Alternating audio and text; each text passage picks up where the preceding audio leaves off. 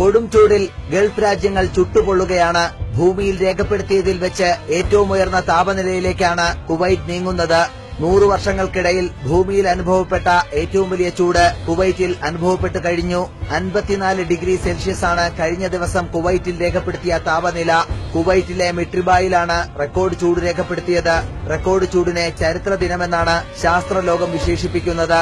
1913-ൽ 56.7 degree Celsius താപനില കാലിഫോർണിയയിലെ death വാലിയിൽ രേഖപ്പെടുത്തിയിരുന്നു. ഇതാണ് ചരിത്രത്തിലെ ഏറ്റവും ഉയർന്ന ചൂട്.